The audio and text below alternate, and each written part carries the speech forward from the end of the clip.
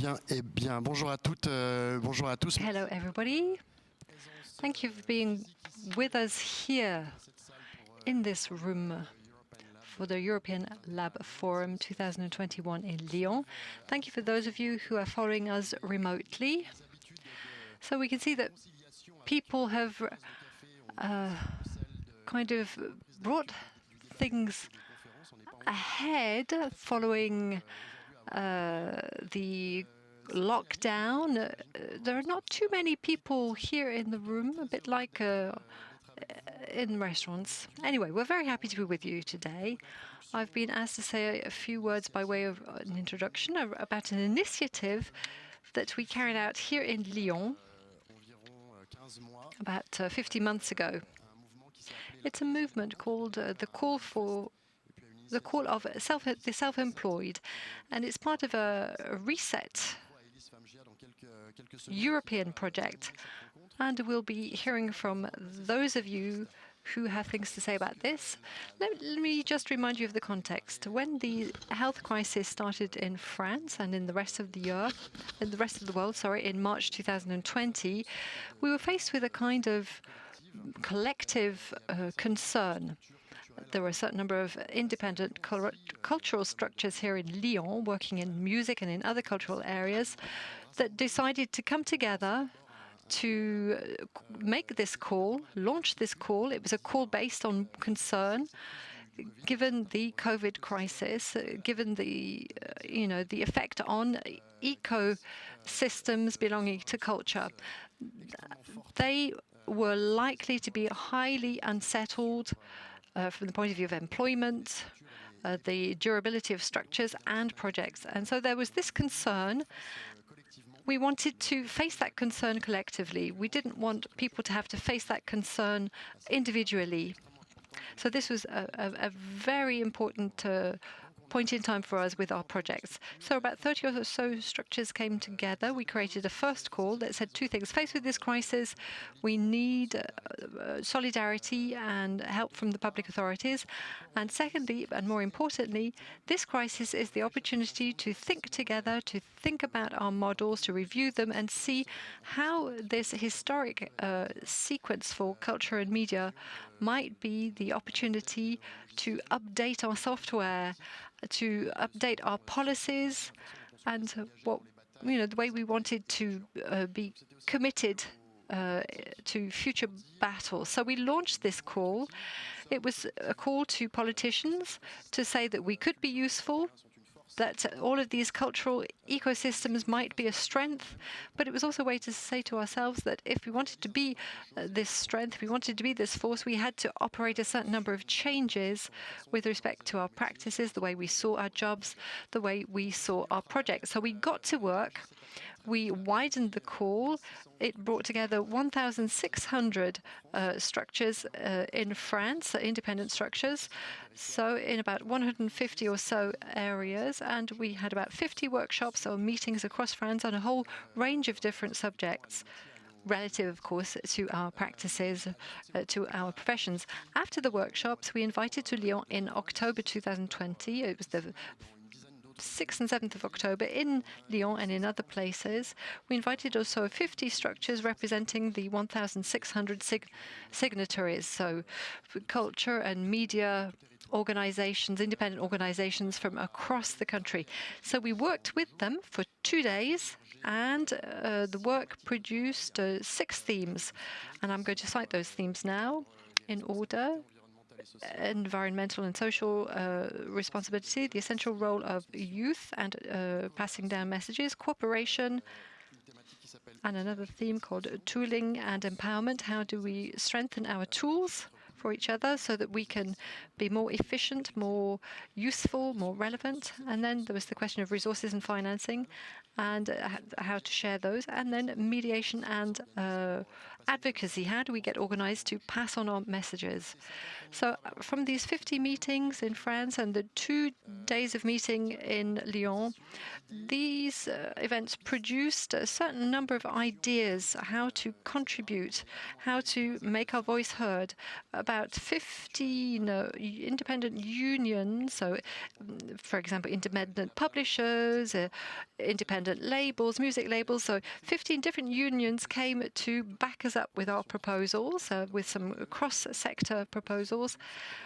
And they had some more sector-focused proposals that were added. So then we wrote everything up collectively. This was a complex job, but this is what we wrote: a manifesto for independent culture and media structures. So we brought it out in December 2020, and since then, we have been to meet elected officials, people in charge of culture, vice and vice presidents in charge of authorities, mayors, associations, directors of cultural affairs, MPs, both French and European. And we also opened up a door towards a European call called Reset. And we managed to bring together 200 structures and authorities, signatories, who believe that this federating work needs to be carried out at European level. Now, I've come to the end of my 5 minutes, but let me conclude now. All of this is done with a specific political calendar. We started the work during the municipal elections in Lyon and in France, of course, across France, in June 2020. And as you know, perhaps in a few days' time, there will be some regional elections in France. There was the presidential election. There was the recent publication of calls for creatives, and we're expecting the European elections soon. So we wanted to weigh down, we wanted to have an impact on authorities, because we're going to need those authorities to carry out our social battles, our environmental battles, our cultural, and more broadly speaking, our democratic battles. Thank you for your attention. Hopefully I wasn't too long about this, but please enjoy the debate that's going to follow. Elise. Thank you, Vincent. Since most of our panelists are English speakers. So hello everyone, my name is Elise and I'm the coordinator of Live Europe, an EU-funded platform that promotes emerging European artists. And I'm thrilled today to have been invited by the team of Artifarty to moderate this discussion on Reset, the European step of l'Appel des Indépendants that Vincent just introduced, and more largely to discuss the situation of European independence in the crisis. So some of you may have been to the discussion that was just before, and there was one figure that was mentioned, which was that the culture sector has suffered from a 31% decrease in turnover because of the crisis. So culture was one of the hardest hit sectors in the crisis, more than the tourism or the automotive industry. And it's no wonder why that very soon, in the very first day that of the crisis, a lot of different stakeholders in the cultural and in the media sector have come together to alert decision makers about this critical crisis. And Reset, the European movement that we're going to discuss today, is exactly one of them.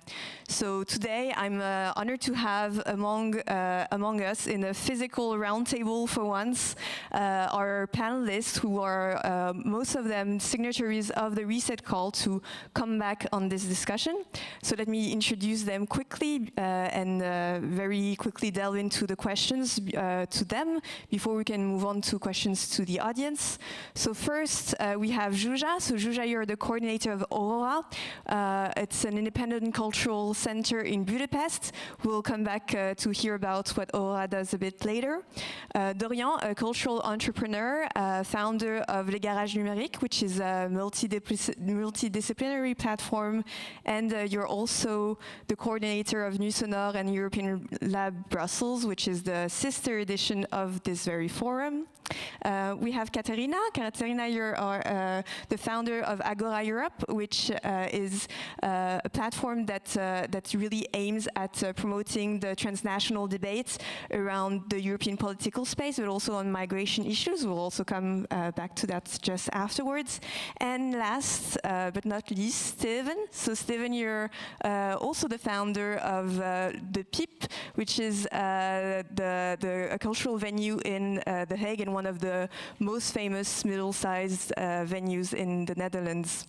So, with no further ado, I suggest we start with the questions. So, very first, just let's start by setting the scene. So, as you may know, the cultural sector is a sector that is characterized by a myriad of cultural entrepreneurs, self-employees, freelancers, and Dorian, you're actually one of them. So, my first question to you is, how have you been dealing with the crisis? Actually, we're still very much dealing with it. But yeah, at first, you know, I was surprised by this sudden event in a way that it is something that you cannot anticipate, of course. And I got into a new job overnight. So you turn from an active culture supplier to a business savior, but I also had to save my own job, which is very weird. It's a brand new job, and for my small experience as a cultural entrepreneur, it's not always easy.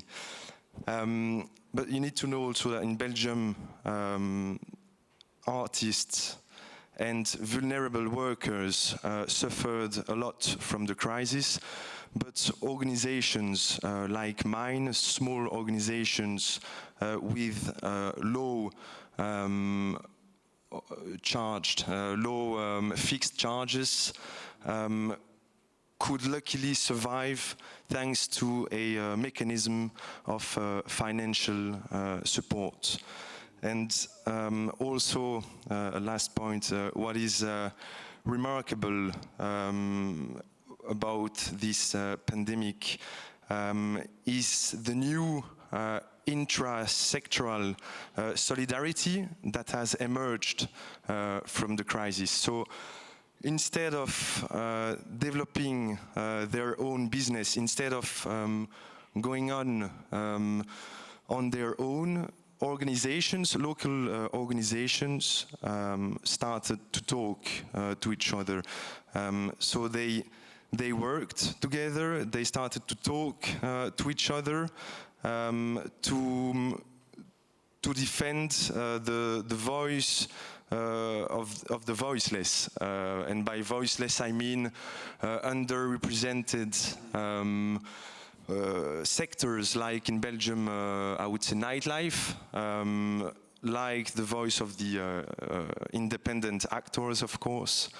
And I think that this is maybe one of the way I dealt with the crisis. We dealt. Thank you, Dorian. And it's also one of the very interesting things about this panel is that we have voices from all corners of Europe.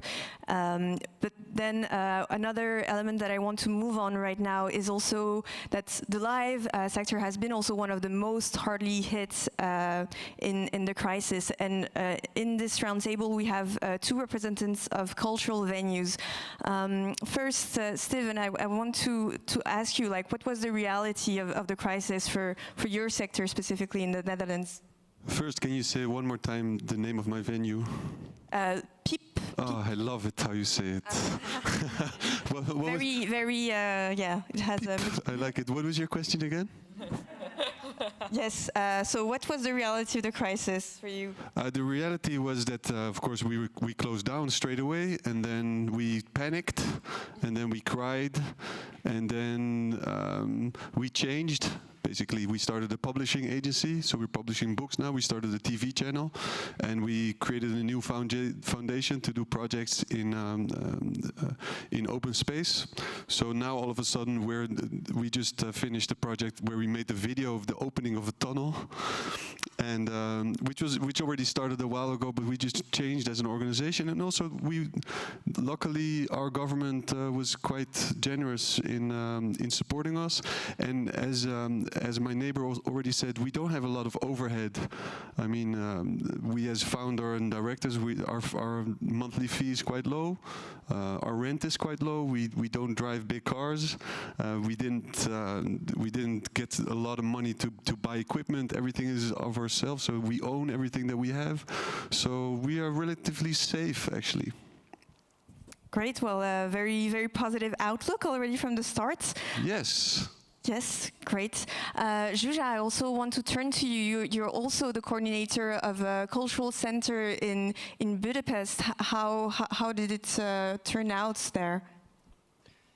There are two aspects I would highlight. Like one is the financial one, and the other is the community related to the community of the space, because most of the things which we do, so our activities are aims to create this grassroots community which belongs together and do stuff together, and we try to replace our physical space with a virtual one. We organize virtual events and try to somehow make discussions and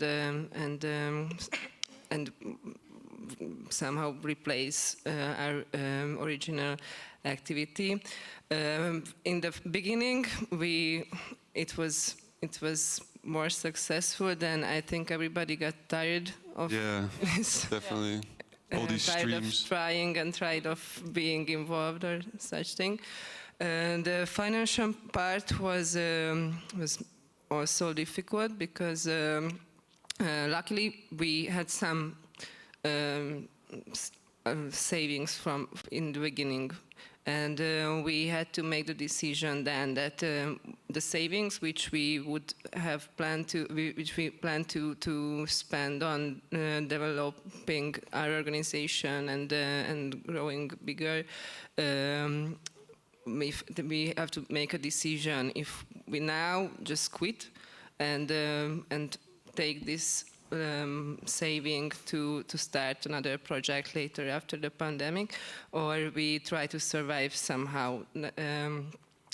And we decided to try to survive, because we had a lot of crises in the years before as well, and we managed to survive them all. So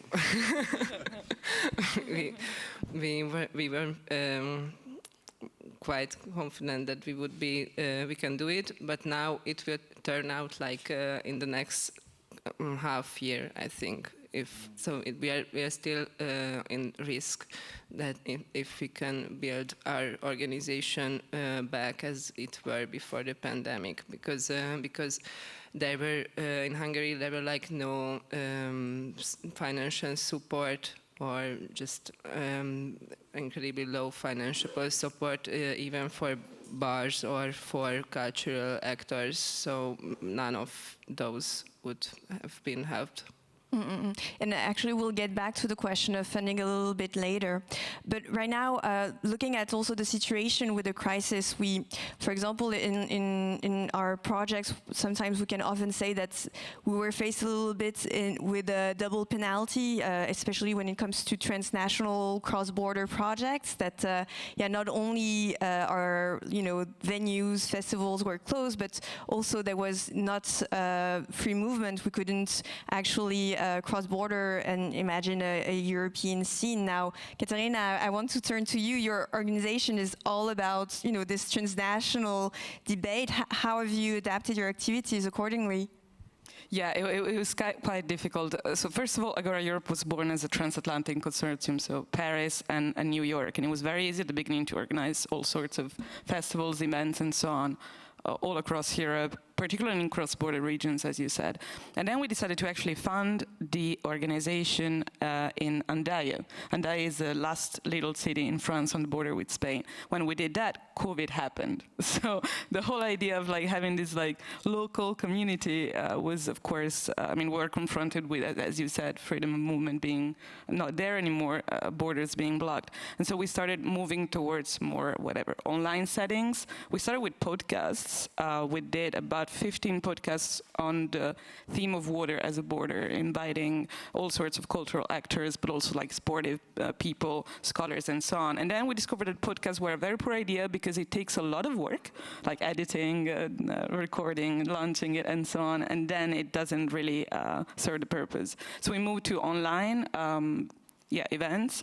And just to give you an idea, the very last one we organized, it was with the UN, United Nations Network on Migration, Africa, and so on, and Parisians University across the ocean in the US. And so we had this very great feeling that everything was possible, that actually COVID somehow allowed us. I think we always understand social distancing from a physical perspective, but in a sense it kind of brought us together because all of the challenges we're facing are not global anymore.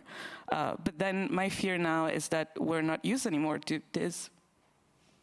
And that's an issue. Definitely. I mean, I don't know about you, but this is one of my first real life panel, and I'm so used to do it on Zoom, it almost feels weird. But anyways, I'm getting off topic here. What I do want to discuss is, I think you're talking about something really important here is, you know, how do we get together?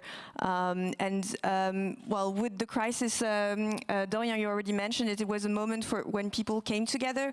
A lot of collective actions happened. Reset is one of them. And yeah, it's really one of those collective movements that managed to help us survive the crisis. And for example, I want to hear first from you, Katerina. Like, why did you decide to join the Reset call? Yeah, I thought it was really important. I mean, what everyone realized here, like Vincent, Caroline, Laurent, and everyone else here, we're working together since 3 years now. So it was essential, and I think one of the things that allowed us to actually survive the crisis was culture. I mean, of course, like cultural venues were closed and we didn't have all of these chances to meet and so on. But I mean, I think every one of us was just listening to music, reading books, watching series, watching movies. And at the same time, this was the sector that was also mostly affected. So I think the need for this new social and cultural contract is definitely there. And that, once again, if COVID showed us something, was precisely the fact that all challenges we're facing are global and are not just, national and so on. And that was a way to actually, and of course that everything we can do is to connect each other, not to build walls, but to build bridges and, get all together and find answers to this in a collective way. Yeah, but at the same time, borders were never as clear as before. Exactly. It's super strange. Yeah, for us. For migrants, they were always clear, but for us... I know. Yeah. Definitely, and yeah, maybe we can get to that a bit later. No. I think Reset, as you mentioned, it was really about revamping the European public policies, and among the suggestions that were made in the Reset call was really to have better access for small and medium-sized organizations to funding, whether it's national or European funding. Zsuzsa, that's also one of the things I wanted to explore a little bit more with you, like what's the situation in terms of public funding for culture in Hungary, but also like your general experience with that. You mean state funding? Yeah, for example, yeah. Yeah, so actually there are state funds, but they are not accessible to venues or cultural actors like us. So they are giving these funds for their people who I mean the government decides on political reasons who get the funds or who are not. And if you want to have this kind of fundings, you would lose your independence. So that takes it to get these funds. And now there was a change in the municipalities, and but the money which would have been accessible to support grassroots movements or independent cultural actors, that were taken away from them. So that's not a way still. We are on paper. We can apply for European funds and other international ones, but as the Europeans, there are these national agencies which you have to work with to get the fund, or you can do it to international partnership projects, which we don't have the capacity to apply for, because it takes so much administration, and it needs a big infrastructure, and our organization is not that big to make that work happen. So if we find cause which are international cause, which are in which has our activities, we are really happy and applies for that. But that's like 1 or 2 in a year, and mostly they are project funds. So our operation, like our daily costs, cannot be covered from that ones. So. Our financial situation is like that we have an association with which we can apply for international funds and get for projects which happens in Aurora, or the same staff do these projects.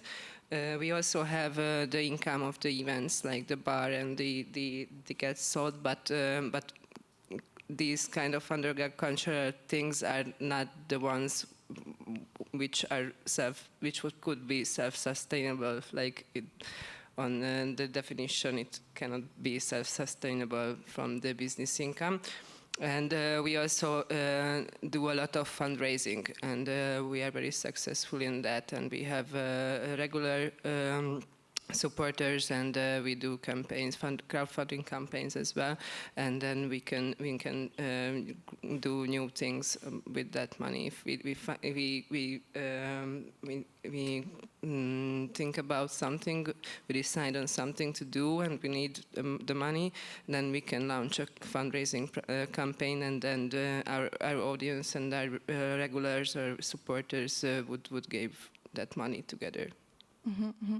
Thanks, Zsuzsa. And I think what you explained here, it's a reality that a lot of people from other European countries will really resonate with, even if there's obviously some very particular issues from Hungary. But indeed, this reset call was about getting together on very common issues. And again, I want to get back on this aspect of why being stronger in a call gives so much more power to this message.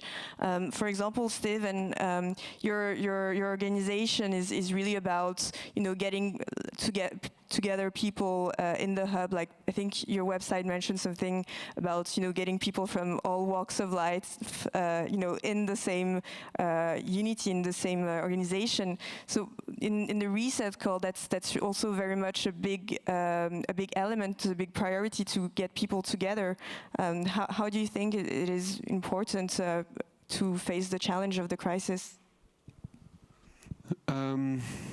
Walking together or seeing each other is always important, and I think especially these small organizations, these small spaces that are grown or started from the heart, This is super important.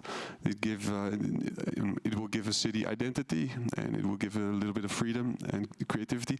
And I mean, I started off positive, but I do want to say, I mean, it's been a lifelong struggle. I mean, we started PIP 14 years ago, and it has always been a struggle. And this last one and a half year has been just the strangest struggle that we've ever encountered. And I think really the role that we have in the city, I mean, The Hague is a small city. We don't pretend to be a big city.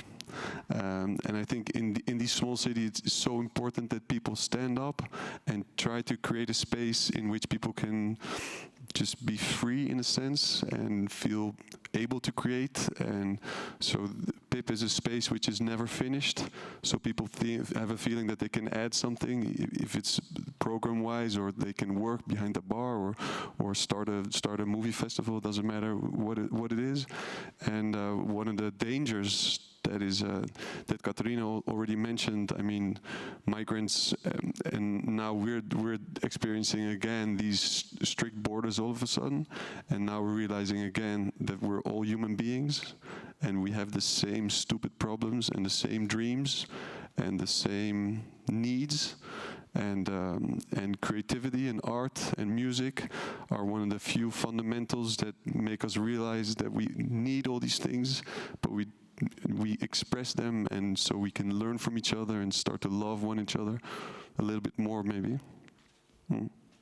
And yeah, that's reality. That you know, the importance of culture for our societies, for the economy. Yeah, but I mean, one of the big problems is every time I attend one of these talks, we're speaking to people that already understand the thing that is. I mean, yes, culture is super important. Yes, it is. Yes, it is. Yes, it is. But in the end, it's so difficult.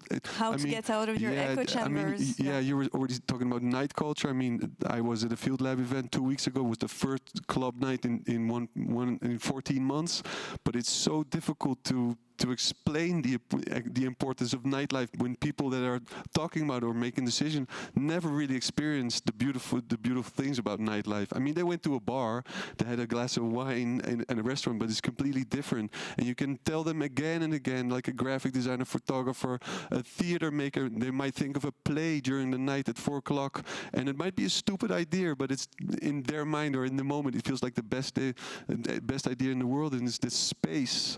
I mean, we need space to create in the end, and I lost myself. Yeah, no, but it's a true reality, and I think with the crisis, that's also one of the goals that we wanted to see with Reset, for example. That was very important, is how to explain this reality to policymakers, right, to the decision makers, and you have to push them into a club, no? And yeah, when clubs reopen, yeah, well, how do we make ourselves heard? And has there been more of an awareness about, you know, the importance of night culture, of culture in general, among policymakers? It's a real question, Dorian. I really want to hear your feeling, for example, because in Belgium there's also been quite a lot of movements to, you know, make the voice of cultures heard a little bit more, and I want to hear, like, do you think there was still, you know, a better awareness of that?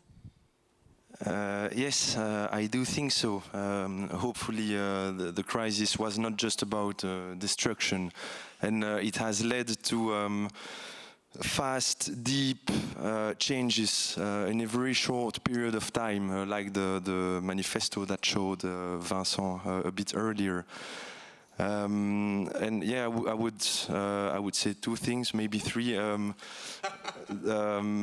First of all, before convincing the policymakers and the public opinion that our business, no, I don't like the word business, but that our activities and sectors are essential, we need to convince ourselves first, because when you're constantly being told that what you do is not essential, that was the case in Belgium and France at least.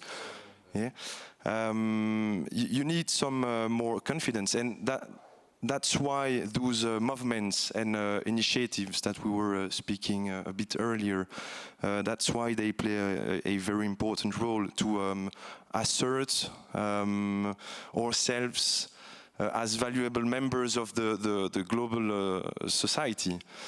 And yeah, and a brilliant thing about those movements and initiatives is that for the first time they gathered, as I said earlier, they meet, they talk, and they understand each other, which is amazing because thanks to that, they can clarify our message for the nightlife scene or every whatever media or cultural actors. They could clarify our message and attract public attention to our cause, because we only had one big important message, very clear, something that we didn't have before. I mean, I wasn't aware of this. That was more like separated message. I know that there is a translation, so one word to translate maybe on the TV. What was my third point? Yeah, no, and basically that's it. That's it. Yeah. Yeah, maybe later on it will come and you'll have the opportunity to express yourself. Now, yeah, well, we're still a little and a lot into this crisis. You know, we are starting to see, you know, bars, restaurants open, cultural life, you know, opening up a little bit. But yeah, we want indeed to have a bit more of an impact and to see all the recommendations that were made through calls like Reset actually have an effect, and see, you know, how it can better translate into a consideration of culture. And we're starting to see it a little bit now. Just a few days ago, the Creative Europe program was launched. I think, does everybody know in the audience about the Creative Europe program? Maybe you can raise your hand if you know. Never heard of Reset. Yeah, and Creative Europe, the Creative Europe program. Yeah, I heard about it, but I didn't know it was launched. Okay. Well, the Creative Europe program, it's the program that funds the creative industries. I'm super in the excited. EU. Well, I hope you better be, because well, there's been quite a substantial increase in the funding that is dedicated to the creative sectors through the program, and actually better access of finance especially for small and medium-sized organizations.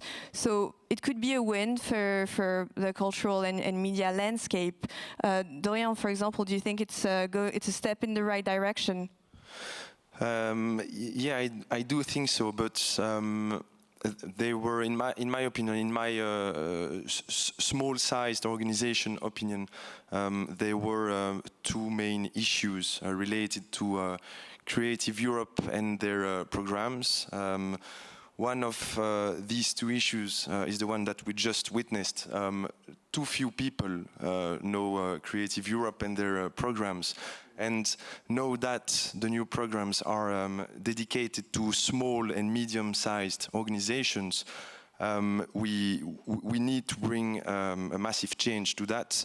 And we know that communication is not on point between the EU institutions and the EU citizens. That's one of the structural problems. But we need to take advantage of these newborn federations, of these newborn movements and so on, to relay the information, to inform the small-sized organization about these programs, because we are talking about big money, big financial help.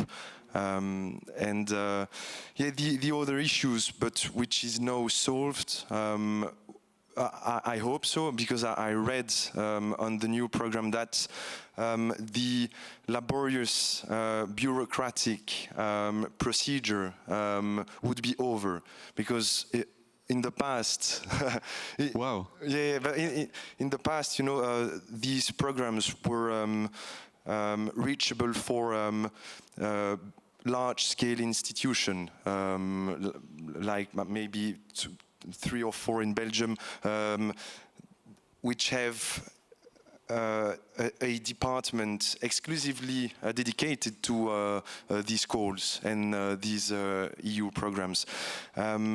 So hopefully in the future, and that's from what I've understood, that's the case, the procedures will be simplified. So fingers crossed, so that small organization will be able to answer calls. Definitely. So it could be a step in the right direction, but indeed it's about relaying the information to those organizations. In the reset call, there's a lot of suggestions, a lot of preconizations of how can we make the voice of European independence better heard. Katerina, what would be for you one of the highlights, one of the big recommendations that's really struck to you? I really think this is the way. I mean, I think what we did collectively is really the way. And I think COVID-19 showed us that we're vulnerable in the same manner across borders and across sectors. And I think the only way is to answer collectively. Of course, taking into account, the voices that we don't hear, or the invisibles and so on, it's very fundamental. And that I think it's also fundamental to take into account all perspectives of different stakeholders, because we can indeed reshape and help reshaping policies. And of course, we can also help creating counter-narratives to the general narratives that this involves, of course, migration, but also the night, as we were saying before. So le récit, narratives and counter-narratives is really fundamental, I think, yeah. And very much set into the theme of this European lab about changing narratives, la bataille des récits, indeed. And we do see a bit of a glimmer of hope for the cultural sector, as indeed things can start to open again. Is that the case at... In the Netherlands? I heard it's the last night of curfew here in Lyon, or in France. I think it's tomorrow. It's tomorrow. It's tomorrow. Oh, really? Yeah, so it's the last night. So it's the last night. Yeah. The Netherlands actually kind of blocked. I live in Maastricht. I work for Maastricht University. Yeah, another cross-border area. I think they blocked for a while cross-border transfers in order to be able to drink, right? Kind of, yeah. And also I want to add that I think it's super important that new Europeans are also more easily taken into these programs. If you check out all these rules, it's super difficult. It's most of the times it's like an intellectual approach, and I mean, of course, I'm speaking as a white male who should be silent in these days, but I think it's super important that other people are also encouraged to apply for these funds and also so that we get a way more diverse creative field in the future. This is my hope for the future. And your question was, is there light at the end of the tunnel? Yeah. Of course there's not light at the end of the tunnel, because there's no tunnel. The world is the world. Everything will be as it will be. And we need to stick to each other, and I think this is super important that we're talking to each other. I'm also very interested in your space, and I think this is really the answer. We need to communicate with each other. Sometimes it's so difficult.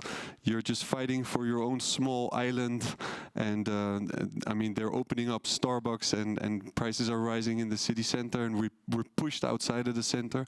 I mean, the peripheries. Yeah, I mean, we've been in an industrial area from day one, and now they're building 10,000 houses in our street, and so I'm really curious on how this is going to develop. But I mean, this is the struggle that we're in. This is the path that we took a long time ago. We need to stick together and stay strong.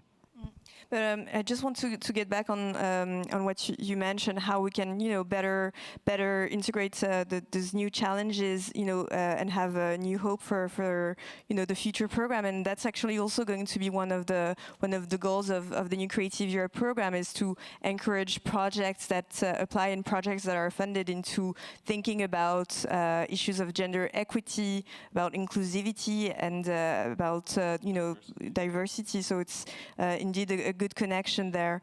Well, we don't have this much more time left, I'm afraid, so this was very, very quick. Actually, I also have a last question for you, Zsuzsa, because this European Lab is happening as part of the Sfera Days, and I believe this is a project that Aurora is involved in. So can you tell us a little bit more about it so people in the room can check it out? Artifati invited us to be one of the venues for the Sfera Days. They will come to Budapest in the end of the year to organize a series of panel discussions like here. And this is also like a network building project for media platforms. And they have media platforms from 5 cities, and they are working together to broadcast podcasts and videos and produce media content and select them together. And somehow these venues or festivals they are connected with are connecting to this network, which I find pretty great. Like media and these venues are also great platform to initiate discussions and talk about these topics you also mentioned. And every Sfera Day has a theme, like culture for this day, and these topics like represent, I guess, a set of values which are represented by all these members of this Sfera network, and that's great, I guess. Very interesting. Thanks, Zsuzsa. I'm really looking forward to see it unfold. Right, so I think that's pretty much it. We have still 3 minutes if we have one question from the audience. One question, only one. One question, so don't be shy. Don't waste the question. Very interesting panelists around the table. Everybody's burning. Yes, hello. Thank you very much for this hour of exchange. I wanted to ask each one of you if other organizations, in your countries have joined the Reset call, and if it really spoke to them, if it was something that every country felt that it spoke to them, they needed to come together as European cultural organizations. Maybe Zsuzsa? Zsuzsa. So do you know if there's other organization in Budapest or in Hungary in general that knew about Reset? I think there were, but we didn't get in touch really with this topic together. Okay. Dorian? Yes, I do a few organizations who took part in the Reset process, but what we saw in the book is mostly the French work, and I think that on a European scale, lots of work must be done. So what we said must be pursued on a long-term basis, and the contract, the social and cultural contract that we talked about is an ongoing process, continuous process. But I think that we're still on a preliminary work on the European scale. Yeah, this is just the very beginning. Katerina, do you know a little bit? Agora Europe is in France, so of course, yes, we're here. Yeah, so a lot of signatures. Yeah, definitely. And what about your partners in Agora Europe, the organization that's the partners we work with in France were already part of like Acquis Cultural, Laura Migraela, Lyon, Bordeaux, European Lab, Artifactif, and I mean we were all already part of a consortium of organizations since 3 years to precisely create that space that creativity needs. So yeah. Great.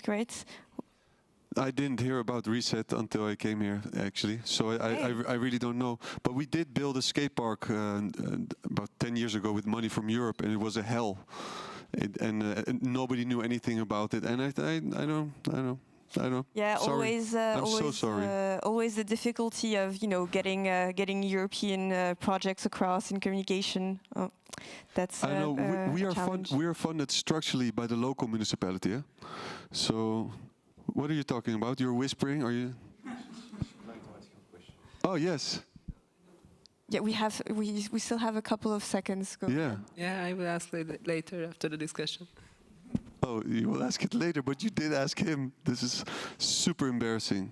All right, I think maybe it's time to wrap up this session. Then. Yes, please. Yes. Okay. Well, thank you so much to our panelists for joining. Thank you to the audience so much. and the people watching us online. And yes, see you maybe around in the European Lab. Thank you, Elise. Thank you.